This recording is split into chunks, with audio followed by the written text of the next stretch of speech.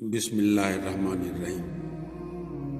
مکہ کی فضا ظلم و ستم کے ان سیاہ بادلوں کے گھن گھور اندھیرے میں تھی کہ اچانک ایک بجلی چمکی اور مقہوروں کا راستہ روشن ہو گیا، یعنی حضرت حمزہ رضی اللہ عنہ مسلمان ہو گئے۔ ان کے اسلام لانے کا واقعہ سن 6 نبوی کے اخیر کا ہے، اور اغلب یہ ہے کہ وہ ماہ ذی الحجہ میں مسلمان ہوئے تھے۔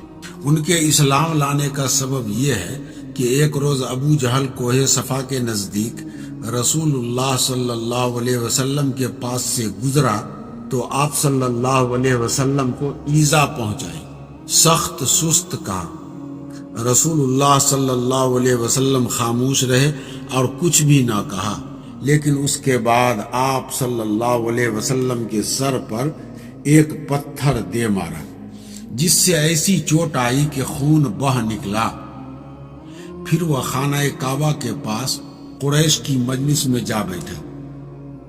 عبداللہ ابن جدعان کی ایک لونڈی کوہ صفا پر واقع اپنے مکان سے یہ سارا منظر دیکھ رہی تھی۔ حضرت حمزہ رضی اللہ عنہ کمان لٹکائے شکار سے واپس تشریف لائے تو ان سے ابو جہل کی ساری حرکت اس نے کہہ سنائی۔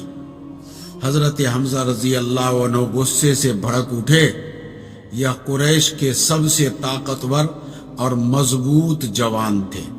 ماجرا سن کر کہیں ایک لمحہ رکے بغیر دوڑتے ہوئے اور تہیا کیے ہوئے آئے کہ جوں ہی ابو جہل کا سامنا ہوگا اس کی مرمت کر دیں گے۔ چنانچہ مسجد حرام میں داخل ہو کر سیدھے اس کے سر پر جا کھڑے ہوئے اور بولے، او سرین پر خوشبو لگانے والے بزدل، تو میرے بھتیجوں کو گالی دیتا ہے، حالانکہ میں بھی اسی کے دین پر ہوں۔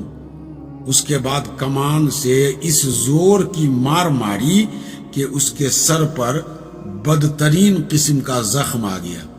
اس پر ابو جہل کے قبیلے اور بنو مخزوم، حضرت حمزہ رضی اللہ عنہ کے قبیلے بنو ہاشم کے لوگ ایک دوسرے کے خلاف بھڑک اٹھے، لیکن ابو جہل نے یہ کہہ کر انہیں خاموش کر دیا کہ ابو امارہ کو جانے دو، میں نے واقعی اس کے بھتیجے کو بہت بری گالی دی تھی۔